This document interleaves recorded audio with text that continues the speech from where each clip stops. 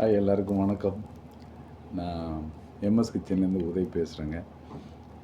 நான் சென்னையில் இருக்கேன். முக்கியமான பதிவாக இதை போடணுன்னு ரொம்ப நாளாக நினச்சிட்டு இருந்தேன். இது எனக்கு சரியான சந்தர்ப்பம் கிடைக்கல. இப்போ இன்றைக்கி நம்ம நாளைக்கு எல்லோரும் வாக்குப்பதிவு செய்ய போகிறோம் இல்லையா? தமிழ்நாட்டில் முக்கியமான நாள். இந்த நாட்டோட வளர்ச்சியை முக்கியமாக மாற்ற போகிற ஒரு தகுதி நம்ம எல்லாருக்கும் இருக்குது அப்படின்னா அது நம்ம ஓட்டு தான். அந்த நாட்டோட வளர்ச்சி எதை சார்ந்து இருக்குது அப்படிங்கிறத யோசித்து பார்த்து ஓட்டு போட வேண்டிய நேரம். தயவு செஞ்சு இதில் ஒரே ஒரு விஷயத்தை மட்டும் எல்லோரும் யோசித்து செய்யுங்க. அதில் முக்கியமானது என்னென்னா, நமக்கு யாரை பிடிக்குதோ அவங்களுக்கு ஓட்டு போடாதீங்க. அதை பேஸ் பண்ணி இந்த அரசியல் மட்டும் அதை பேஸ் பண்ணி செய்யாதீங்க. அவங்கள ரோல் மாடலாக வச்சுக்கோங்க. அவங்களுக்காக எதாவது பண்ணணுன்னு நினைக்கிறீங்கன்னா, பர்சனலாக எதாவது உதவி தேவைப்படுது, இல்லை நீங்கள் அவங்ககிட்ட உதவி கேட்டுக்கிறீங்கிறதெல்லாம் வேறு, அது பர்சனல். இப்போ அரசியல் அமைப்புன்னு வரும்போது, இப்போது எனக்கு எம்ஜிஆரை பிடிக்கும் அப்படின்னா நான் அதிமுக ஓட்டு போட்டுறக்கூடாது. கரெக்டாக? எம்ஜிஆர் இறந்து போயிட்டார். இன்றைக்கி இருக்கிற அரசியல் என்ன? அப்போ எம்ஜிஆரே இன்றைக்கி இருந்தால் ஏடிஎம்கேக்கு ஓட்டு போடுன்னு சொல்லுவாரா அப்படின்னா அது கேள்விக்குறி தான் இல்லையா? ஸோ அதே மாதிரி விஜயை எனக்கு பிடிக்கும், நான் அதனால் விஜய்க்கு ஓட்டு போகிறேன்னு சொல்லக்கூடாது. விஜய் வைக்கிற அரசியல் என்ன, அவர் அரசியலில் அவருக்கான அனுபவம் என்ன, அவர் எவ்வளோ நாளாக இந்த அரசியல் பயணத்தை செய்கிறாரு, எந்தெந்த அவரோட உங்கள் தொகுதியில் முதல்ல விஜய்க்கு ஓட்டு போகிற நிறைய பேருக்கு அவர் தொகுதியில் யார் நிற்கிறாங்கன்னே தெரியாமல் விஜய்ங்கிற ஒரு பிம்பத்தை வச்சுக்கிட்டே ஓட்டு போடுவீங்க இல்லையா? அந்த மாதிரி தயவு செஞ்சு பண்ணாதீங்க. அவர் எடுத்து வச்சிருக்க அரசியலில் அந்த அந்த வேட்பாளர் இருக்கார் இல்லையா? அந்த வேட்பாளர் ஏற்கனவே தகுதியானவரா? அந்த வேட்பாளருக்கு ஏற்கனவே கிரிமினல் கேசஸ் இருக்கா? இல்லை அவர் சரியான ஆள் தானா அப்படின்னு யோசிக்கும்போது அந்த வேட்பாளரையும் பேஸ் பண்ணி யோசிக்கணும். அவங்க வைக்கிற அரசியல் சரியான அரசியலா? இப்போது நீங்கள் ஒரு உதாரணத்தை சொல்கிறேன் பாருங்களேன். அவங்க ஓட்டு அரசியலை கொஞ்ச நாளில் ஓட்டு அரசியல் தான் பண்ணணும்னு நினைக்கிறேன். வாக்கு அரசியல் தான் பண்ணுறீங்க. வாக்கு அரசியல் பண்ணும்போது இங்கே பல விஷயங்களை நீங்கள் சாக்ரிஃபைஸ் பண்ண மாதிரி ஆகிடுது. எல்லாருக்கும் வாக்கு தேவைப்படுது. அந்த அதிகாரத்தில் இருந்தால் தான் ஒரு நல்ல விஷயத்த பண்ண முடியுங்கிறதுல யாருக்கும் மாற்று கருத்து இல்லை. ஆனால் ஒரு வாக்கு அரசியல் என்ன, ஒரு உதாரணமாக சொல்லணுன்னா, இப்போ விஜய் என்ன சொல்கிறாரு, நான் மதுக்கடையை மதுவை ஒழிப்பேன் அப்படின்னு ஒரு வார்த்தை கூட சொல்ல மாட்டாரு. காரணம் என்னென்னா, அவருக்கு வாக்கு தேவைப்படுது. மது குடிக்கிறவங்க நமக்கு ஓட்டு போடாமல் போயிட்டா அந்த வாக்கு நமக்கு இழப்பாயிரும் அப்படின்னு நினைக்கிறார். அப்படி இருக்கும்போது நீங்கள் அவர் இப்போவே வந்த கொஞ்ச நாள்லே இந்த அரசியல்லாம் பண்ண ஆரம்பிச்சிட்டிங்கன்னா நீங்கள் மக்களுக்கான அரசியல் என்ன பண்ணுவீங்க? லாஸ்ட்டு ஒரு 15 வருஷம் 20 வருஷம் பாருங்கள். இந்த மதுவால் எவ்வளோ ஒர்க்கர்ஸ் பாதிக்கப்பட்டிருக்காங்கன்னு பாருங்கள். அதாவது நல்ல வேலை செய்கிறவங்க கூட அவங்களோட வேலை திறனே குறைஞ்சிருது. ஒரு நல்ல கொத்தனார் இருப்பாங்க, நல்ல கார்பெண்டர் இருந்திருப்பாங்க. இவங்க யாருமே சரியான முறையில் வேலை செய்ய முடியாதபடி மாறினதுக்கு அவங்களோட மது பழக்கமும் முக்கியமான காரணமாயிடுச்சு. அவங்களோட தகுதி திறமையெல்லாம் போயிடுது. அப்படி அவங்க நல்ல திறமையாளர்களாக இருப்பாங்க, மதுவை குடிச்சு அவங்க வீணாக போய் லைஃபே போயிடு, அவங்க ஃபேமிலி லைஃப்பும் போயிடுது. இப்போது அதை ரொம்ப அதை பேஸ் பண்ண பொருளாதாரம் அந்த நாட்டுக்கு தேவையில்லைங்க. அதை சார்ந்து அது இல்லாமல் ஒரு பொருளாதாரம் தேவைப்படுது அப்படின்னு அந்த பொருளாதாரத்தை முன்னெடுக்கிற ஒரு அரசியல் என்ன இருக்குது அப்படிங்கிறதையும் பார்க்கணும். அதை விஜய் முன்வைக்கிறாரான்னு பார்க்க வேண்டியதாக இருக்குது. இது மாதிரி விஜய் மட்டும் இல்லை. இப்போ நீங்கள் ஏடிஎம்கே டிஎம்கேவே எடுத்துட்டிங்கன்னா, ஏடிஎம்கேவும் டிஎம்கேவும் என்ன பண்ணுதுன்னு நீங்கள் ஒரு ரொம்ப சிம்பிளாக உங்களுக்கு கேட்குற, ஒரு 40 வருஷம் அரசியல் நீங்கள் பார்த்துருப்பீங்க அப்படின்னு வச்சுக்கோங்களேன். அப்படி இந்த 40 வருஷம் அரசியலில் என்ன யோசிச்சு பாருங்களேன். அந்த கட்சியில் இருக்கிறவர் இந்த கட்சியில் அமைச்சராக உட்காந்துக்கிறார். ஏடிஎம்கே குறை சொன்ன டிஎம்கே அதே ஏடிஎம்கேல இருந்த ஒரு செந்தில் பாலாஜி தூக்கி இங்கே அமைச்சராக எடுத்து வச்சுக்கிறாங்க. அப்போது இந்த அரசியல் எப்படி இருக்குது? நமக்கு என்ன சொல்லுவாங்க? அப்போ அந்த அமைச்சர் அங்கே இருக்கும்போது அயோக்கியனாகவும் இங்கே வந்தால் யோக்கியனாகவும் மாறிடுவாரா? இவங்க தான் அயோக்கியன்னு சொல்லி அவர் மேலே கேஸை ஃபைல் பண்ணி அவர் உள்ளே தள்ளுறாங்க. இவர் கேஸ் ஃபைல் பண்ணதை பேஸ் பண்ணி அவர் உள்ளே போய்ட்றாரு. திரும்பி அவர் வெளில வந்தப்புறம் அவரே அமைச்சர் ஆகிறாரு. இது எந்த மாதிரியான ஒரு அரசியலை நமக்கு புரிய வைக்குது, நம்மளோட தலைமுறைக்கு புரிய வைக்குது பாருங்களேன். அடுத்த தலைமுறையாவது ஒரு நல்ல அரசியலுக்கு மாறணும்னா, இதை கேட்டால் என்ன சொல்லுவாங்கன்னா, ஆமாங்க அரசியல்னால இப்படி தான், அரசியல் இது மாதிரி ஒரு கேடுகட்ட அரசியலை நமக்கே வந்து டீச் பண்ணுவாங்க. அரசியல்னா அப்படி தாங்க இருக்கும், அந்த கட்சியில் இருப்பான் இந்த கட்சியில் இருப்பான், இப்படி தாங்க அரசியல், இதுதாங்க அரசியல் அப்படின்னு நமக்கே கேவலமான ஒரு பாடத்தை கற்பிக்கிறாங்க. அது சரியான விதமான யோசிச்சு பாருங்களேன் நீங்கள். அந்த நம்ம அடுத்த தலைமுறைக்கு இதே தான் சொல்லிக் கொடுக்க போகிறோமா? அப்போது இந்த ஏடிஎம்கே இப்போ ஏடிஎம்கேவும் டிஎம்கேவும் இந்த அரசியல் இப்போ நமக்கு நல்லா தெரியும், அந்த கட்சி ஊழல் தான் பண்ணிருக்குன்னு தெரியுது, அந்த ஊழல் பண்ணுற கட்சியே திரும்பி இங்கே வந்து இருக்குன்னு தெரியுது. ஆனாலுமே நம்ம திரும்ப அதுக்கே ஓட்டு போகிறதுக்கான நிலைமைக்கு எப்படி தள்ளப்படுறோம். எனக்கு டிஎம்கே வந்து நான் பல ஆண்டு காலமாக எங்கள் தாத்தா பாட்டி எல்லாரும் அதுதான் ஓட்டு போட்டாங்க, அதனால் எங்கள் பரம்பரை டிஎம்கே பரம்பரை வீர பரம்பரைங்கிற மாதிரி சொல்லிக்கிட்டு தெரியுங்க. அது தவறான முடிவுங்க. அது உண்மையிலே சுத்தமாக ஒரு கேவலமான பாட்டி. அதை விட இன்னொருத்தவங்க சொல்லுவாங்க, நான் ஜெயிக்க போகிறது எந்த கட்சி அதுக்கு தான் ஓட்டு போடுவோம். இது என்ன ஒரு தோக்க போகிறானா ஜெயிக்க போகிறானா, அவன் நல்லவனா சரியானவனா, அந்த அரசியல் நல்ல அரசியலான்னு பாருங்க. அவன் எடுத்து வைக்கிற அரசு ஒருத்தனை பர்சனலாக பிடிக்காதுன்னா கூட அவர் வைக்கிற அரசியலில் நல்ல விஷயம் இருந்ததுன்னா அவங்களுக்கு ஓட்டு போடலாம், தப்பு இல்லை. அவங்கள பிடிக்காத பிரச்சனை இல்லை. அவங்கள எடுத்து வச்சிருக்க அரசியல் வந்து சரியான முறையில் சரியான விஷயங்களை சொல்லுதான்னு பாருங்கள். அது சாத்தியம் இல்லையாங்கிறத வந்ததுக்கு பிறகு தான் நீங்கள் புரிஞ்சு சில விஷயங்களை சாத்தியப்படுற விஷயங்கள் நமக்கு தெரியும் இல்லையா. அப்போ வெளிநாடுகளுக்கெல்லாம் போகும்போது நாம் ஆச்சரியப்படும். நீங்கள் யோசிச்சு பாருங்கள், இங்கே வந்து நம்ம ஜாதி மதம் எல்லாத்தையும் வச்சுக்கிட்டு நம்மளை பிரித்து வச்சுருப்பாங்க. ஒரு உதாரணத்தை சொல்கிற பாருங்க, நீங்கள் வெளிநாட்டுக்கு போகிறீங்கன்னா அங்கே யாராவது நீங்கள் ஒரு சூப்பர் மார்க்கெட்டில் ஏதோ ஒரு பர்ச்சேஸ் பண்ணுறீங்க, அங்கே யாராவது தமிழ் பேசிகிட்டு இருந்தாங்கன்னா நீங்கள் என்ன ஓ நீங்கள் தமிழா அப்படின்னு நம்ம கேட்போம் இல்லையா. ஓ நீங்கள் தமிழா, இப்போ ஓகே நான் இந்த ஊருங்க அந்த ஊருங்க அவ்வளோ சந்தோஷப்படுவோம். ஏன்னா மொழி நம்மளை ஒன்றா இணைக்கும். அங்கே வந்து நீங்கள் வந்து இந்த ஜாதியா நான் அந்த ஜாதி அப்படின்னு நம்ம யார்கிட்டையும் பேச மாட்டோம் இல்லையா. ஆனால் அங்கே இருக்கும்போது அப்படி இருந்துட்டு இந்த நாட்டுக்கு வரும்போது மட்டும் எஸ்சி எஸ்டிலாம் வந்து ஒரு கட்சிக்காரத்தை தூக்கி வச்சுக்குவார், திருமாவளவன் மாதிரி ஒருத்தர் வச்சுக்குவார், அப்புறம் வன்னியர்லாம் பாமக பாட்டாளி மக்கள் கட்சி வச்சுக்கோம். இப்படி ஒவ்வொரு ஜாதியும் பிரித்து வச்சுக்கிட்டு அவங்கவுங்க ஒரு பாலிடிக்ஸ் பண்ணுறது இருக்குல்ல. நம்ம மொழியால் ஒன்றா சேர்றதே இல்லைங்க. அப்போ மொழியால் ஒன்றா சேர்ந்தால் மட்டும்தான் ஒரு இனமாக ஒன்றா சேரும்போது நாம் நமக்கான விஷயத்த பண்ணிக்கணும், அப்படி நாம் இந்த விஷயத்தில் எல்லாரும் ஒன்றா நிற்கணும் அப்படிங்கிற எண்ணமும் சிந்தனையும் வரும். நான் வந்து இதை சொல்கிறதுனால உடனே இவர் நாம் தமிழர் கட்சியோட இதில் பேசுகிறாரு அப்படின்னு சொல்லாதீங்க. நான் நாம் தமிழர் கட்சியோட நிறைய கொள்கைகள் எனக்கு பிடிச்சிருக்கு தான், நான் இல்லைன்னு சொல்லலை. ஆனால் நாம் தமிழர் கட்சியை ஒரு தவறுன்னு பண்ணும்போது அதுக்கு ஆப்போசிட்டாக தான் நான் ஒரு விஷயத்த பேசுவேன். அவங்க தவறு பண்ணுறாங்க அப்படின்னு சொன்னால் நாளைக்கு ஆட்சிக்கு வந்து அவங்க ஒரு தவறு பண்ணுறாங்கன்னா கண்டிப்பாக அதுக்கு எகென்ஸ்டாக தான் திரும்ப நான் ஓட்டு போடுவேன். என்னோட அதுதான் வாக்கு அரசியலில் நீங்கள் நல்லா கவனித்து பாருங்கள். இது வரைக்கும் எங்கேயாவது ஒரு இடத்துல உங்களுக்கு பிடித்தவர்களுக்கு ஓட்டு போடுங்கள் எங்கேயாவது எழுதியிருக்குமான்னு போய் பாருங்களேன். எல்லா இடத்துலையும் சிந்தித்து வாக்களிங்கள்னு எழுதியிருக்கோம். நம்மளோட அறிவை பயன்படுத்தி அதை பேஸ் பண்ணி நீங்கள் வாக்கு போடுங்க, ஓட்டு செலுத்துங்க அப்படின்னு தான் இருக்கும். சிந்தித்து வாக்களிங்கள்னா அதுக்கு தான் அதான் மீனிங். சிந்திக்காமே நம்ம போட்டுடுறோம். என்ன பண்ணிடுறோம், இவன் காசு கொடுக்குறான் அவன் காசு கொடுக்குறான்னா அவன் இந்த இதில் வந்தால் இவர் காசு கொடுக்குறவங்களுக்கு ஓட்டு போட்டுட்டிங்கன்னா பிரச்சனை அதுலேருந்து அதில் உள்ளார்ந்த பிரச்சனை என்ன இருக்குது, உள்ளார்ந்த அரசியல் என்ன இருக்குன்னு பாருங்கள். நீங்கள் 4 வருஷத்துக்கு முன்னாடி கரண்ட் பில் என்ன கட்டியிருப்பீங்க, 4 வருஷத்துக்கு அப்புறம் இப்போ ஏன் கரண்ட் பில் இவ்வளோ கட்டுறீங்க, எதுக்காக அந்த அரசாங்கம் கரண்ட் பில்லை ஏற்றுது அப்படிங்கிறத யோசிக்கணும்ல. அப்போ கரண்ட் பில்லை கட்டுறதுக்கு ஏன் ஏற்றுனா அவங்க ஆல்ரெடி வந்து நம்மளை பேஸ் பண்ணி கடன் வாங்கியிருப்பாங்க. கவர்மெண்ட்டு ஆல்ரெடி 10 லட்சம் கோடி தமிழ்நாடு கடன் வாங்கி வச்சுருக்கு. அப்போ அந்த கடனை கட்டுறதுக்கு அவங்கள்ட்ட பணம் இருக்காது.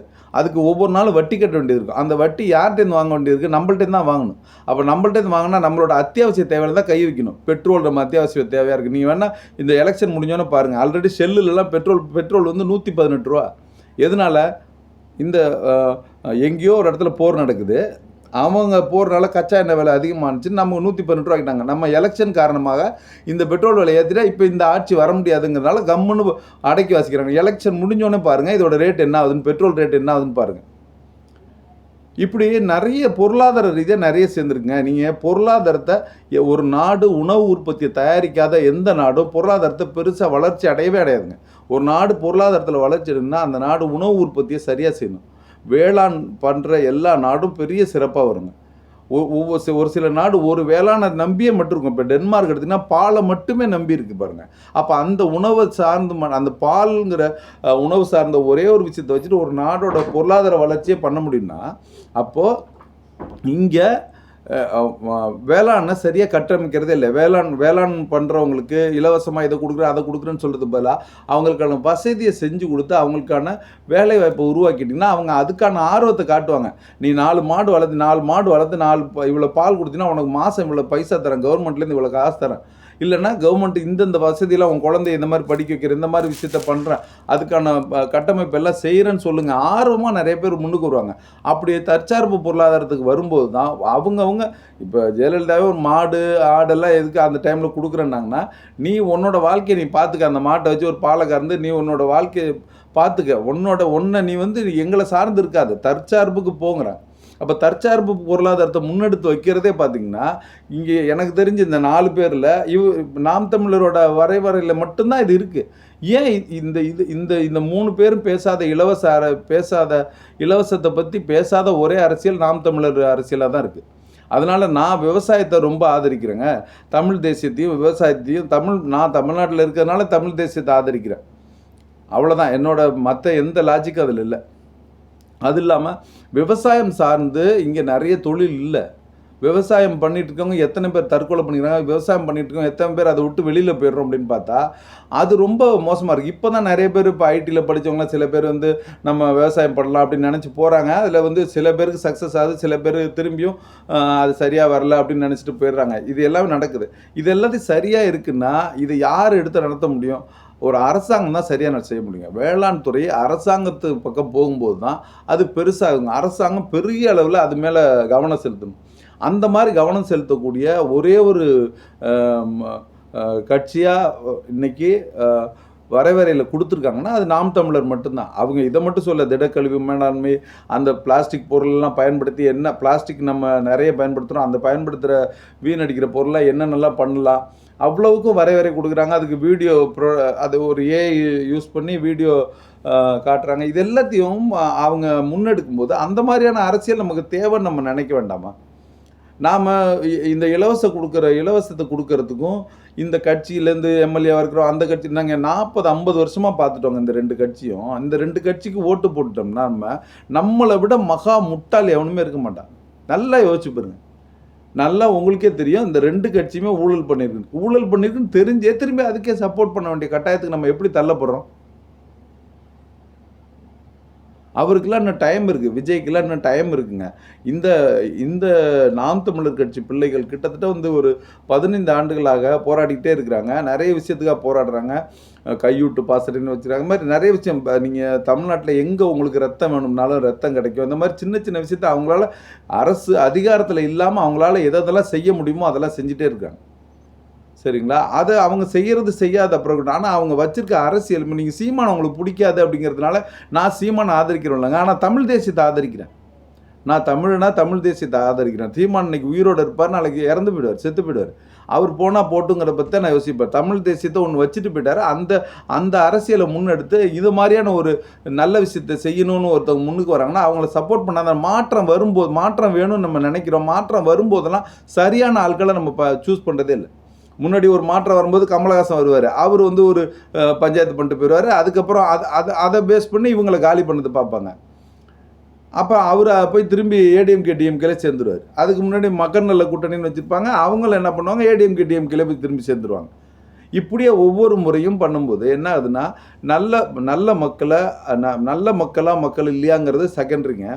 அவங்க சரியான அரசியலை முன் வச்சு அந்த அரசியலில் சரியானபடி பயணப்பட்டாங்கன்னா அதை விட சக்ஸஸ் நமக்கு பெருசு இல்லைங்க. ஒரு தடவை அந்த ஆட்சியை கொடுத்து பார்க்கும்போது மட்டும்தான் தெரியும் இந்த அரசியல் நமக்கு சரியான அரசியலானு. அப்படி வரும்போது அது நல்ல அரசியலாக இருந்ததுன்னா நம்மளை விட தமிழ்நாட்டோட ஜிடிபி மற்ற தொழில் வளர்ச்சியில் மட்டும் வந்துடாதுங்க. விவசாயம் சார்ந்த தொழில், ஏன்னா இங்கே முக்கால்வாசி விவசாய நிலம் தாங்க. இதில் இருக்கிற தமிழ்நாட்டோட 3/4 பகுதி விவசாய நிலம் தான். விவசாயத்தை பேஸ் பண்ணி தான் இருக்கு. நம்ம ஒவ்வொரு வேலை சாப்பிட்றதுலேருந்து எல்லாமே விவசாயம் சார்ந்து இருக்குது. ஆனால் விவசாயம் சார்ந்த தொழில் எத்தனை இருக்குதுன்னு பார்த்தீங்கன்னா ஒவ்வொரு கிராமத்துலேயும் இருக்குதான்னு போய் பார்த்தீங்கன்னா இல்லை. நீங்கள் கோழி முட்டை அப்படின்னு கணக்கு எடுத்தீங்கன்னா அது நாமக்கலுக்கு தான் நீங்கள் போக வேண்டியதாக இருக்கும். நாமக்கல்ல மட்டும் தான் உங்களுக்கு ஞாபகம் வரும். மற்ற எந்த இடத்துலையும் கோழி முட்டையை நம்ம எந்த அளவுக்கு ப்ரொஜெக்ட் பண்ணுறோம், எந்த அளவுக்கு நாட்டுக்கோழி முட்டையை அதிகமாக ப்ரொமோட் பண்ணுறோம். இப்போ நீங்கள் நாட்டுக்கோழி முட்டை வாங்குறது ஈஸியாக இருக்குதான்னு பாருங்கள். ஏன்னா நாட்டுக்கோழியில் இல்லை, அந்த அளவுக்கு ஆயிடுச்சு, அவ்வளோ கம்மியாயிடுச்சு. அப்போ என்ன ஆகுதுன்னா, ஒரு கடைக்கு போனால் முதல்ல இந்த முட்டை தானே விற்கிது, நாட்டுக்கோழி முட்டை இல்லைல்ல. அப்போ எங்கே நம்ம பொருளாதாரம் வேறு மாதிரி போயிட்டுருக்குல்ல. அதையும் சார்ந்து அதை எக்ஸ்போர்ட் பண்ணுங்கள், இம்போர்ட் பண்ணுங்கள். நம்ம மக்களுக்கே வீங்க. நீங்கள் நாட்டுக்கோழி முட்டையை 10 ரூபாய்க்கு எல்லா கடைகளையும் நல்லபடியாக வீங்க. உண்மையான நாட்டுக்கோழி முட்டை வீங்க. அப்படி ஒவ்வொரு இதுலேயும் பொருளாதாரம் இருக்குங்க. ஆடு மாடுலேருந்து ஆரம்பித்து வேளாண்மை பண்ணும்போது ஒவ்வொரு காய்கறி விற்கிறதுலேருந்து நீங்கள் அதோட பொருளாதாரத்தை அதிகப்படுத்துங்க. எக்ஸஸாக உங்கள்கிட்ட விளைஞ்சிருச்சா அதை வெளிநாட்டுக்கு அனுப்புங்க. வெளிநாட்டுக்கு அனுப்புறதுக்கு எல்லா வசதியும் இன்றைக்கி இருக்குது. அதை வந்து அரசாங்கமே செய்யணும் அப்படின்னு வரும்போது அதுக்கான கட்டமைப்பை ஒருத்தர் உருவாக்கணும்னு நினைக்கும் போது அதை நம்ம சப்போர்ட் பண்ணணும்னு நினைக்கணுங்க. நம்ம சப்போர்ட்டே பண்ணுறதில்ல. இது இப்போ நான் ஒரு பெரிய வீடியோவாக போட்டிருக்கேன். இது முடிஞ்சதுன்னா நீங்கள் பாருங்கள், உங்களுக்கு டைம் கிடச்சிதுன்னா பாருங்கள். எனக்கு வந்து ஒரு நான் விவசாயத்தை சப்போர்ட் பண்ணுறேன், விவசாயிக்கு சப்போர்ட் பண்ணணும்னு நினைக்கிறேன். அதனால் விவசாயி சின்னத்துக்கு ஓட்டு போடணும்னு நான் நினைக்கிறேன். உங்களுக்கு ஒவ்வொருத்தருக்கும் தனிப்பட்ட கருத்து இருக்கும், நான் இல்லைன்னு சொல்ல. இதில் மாற்று கருத்து நிறைய இருக்கும், நான் இல்லைன்னு சொல்ல. ஆனால் நீங்கள் நல்லா உங்கள் மனசாட்சி நீங்களே கேட்டு பாருங்கள். நீங்களே போய் ஏடிஎம்கேக்கோ டிஎம்கேக்கோ ஓட்டு போடுவீங்களா அப்படிங்கிறதுனா அது எந்த கட்சி ஆட்சிக்கு வந்தாலும் இப்படி தான் இருக்கும். அதனால் ஊழல் கட்சிக்கு நான் ஓட்டு போடுறேன்னு சொல்கிறது சரியான வாதம் இல்லை. அதை தயவு செஞ்சு மாற்றுங்க. அதே மாதிரி ஒருத்தர் இப்போ விஜய் மாதிரி ஒருத்தர் வராருன்னா அவர் இன்னொரு 5 வருஷம் இருக்கட்டும். இருந்து அவர் மக்களோட இன்றைக்கி மக்களை போய் சந்திக்க மாட்டேன்னு சொல்கிறார்ல, மக்களை போய் சந்திக்கிறதுக்கான சூழ்நிலை அவருக்கு உருவாக்குங்க. மக்களை தனித்தனியாக போய் சந்திக்கட்டும், ஒவ்வொரு இடத்துல இறங்கி போய் ஓட்டு கேட்கட்டும். இப்போ ஸ்டாலினே இறங்கி போய் ஓட்டு கேட்குறாரு இல்லைங்க, இவருக்கு என்னங்க வலிக்குது? இவர் இறங்க மாட்டாரா? அந்த வேன்லேயே இருந்துகிட்டே தான் கையாட்டிகிட்டே போயிட்டு ஓட்டு வாங்கிட்டு நேராக முதலமைச்சராக உட்காந்துக்குவாரா அப்படின்னு ஒரு கேள்வியெலாம் வருதில்ல. அதுவும் அவர் வைக்கிற அரசியல், நீங்கள் இன்றைக்கே நீ மதுவை ஒழிப்புன்னு சொல்கிறதுக்கு யோசிக்கிறேன்னா நீ அப்போ நீ எவன் செத்தாலும் பரவாயில்ல, ஆனால் உனக்கு அந்த ஓட்டை வாங்கி இதுக்கு போயிடணும். ஏன்னா அந்த குடிக்கிறவனோட ஓட்டு உனக்கு கண்டிப்பாக வேணும்னு நினைக்கிறேன். அப்போ இந்த அரசியல் நீ பண்ணணுன்னு உள்ளே வர்ற உனக்கு ஒன்று நாங்கள் எப்படி எந்த விதத்தில் ஆதரிப்போம்? எனக்கு உன் படத்தை பிடிக்கும், உன்னை பிடிக்கும் அப்படிங்கிறதா நான் உனக்கு ஓட்டு போட முடியாது இல்லையா? அப்போ அந்த அரசியல் எனக்கு தேவையான அரசியல் இல்லை, தமிழ்நாட்டுக்கு தேவையான அரசியல் இல்லைங்க. இன்றைக்கி தமிழ்நாட்டுக்கு தேவையான பொருளாதார ரீதியாக விவசாயிகளை இன்றைக்கி நீங்கள் சப்போர்ட் பண்ண விட்டுட்டிங்கன்னா இன்றைக்கி ரொம்ப அடுத்த சூழ்நிலை. இப்போ நீங்கள் கேஸு பிரச்சனை எதனால் வந்துச்சுன்னா, எங்கேயோ ஏதோ ஒரு நாடு சண்டை போட்டுக்குது, ஆனால் நமக்கு கேஸ் பிரச்சனையாகுது. அப்போ ஏன் நம்ம தற்சார்பு பொருளாதாரத்தை முன்னெடுக்கலை அப்படின்னா, நமக்கு நாமே வாழ்கிற அளவுக்கு இப்போ இன்றைக்கி நம்ம இந்தியாவே கேஸை தயாரிக்கிற அளவுக்கு எல்லாம் பண்ணியிருந்தோம். இப்போ பயோகேஸ் முறையிலையோ ஏதாவது ஒரு முறையில் நமக்கு பண்ணுறதுக்கான ஆப்ஷன் இருக்குது.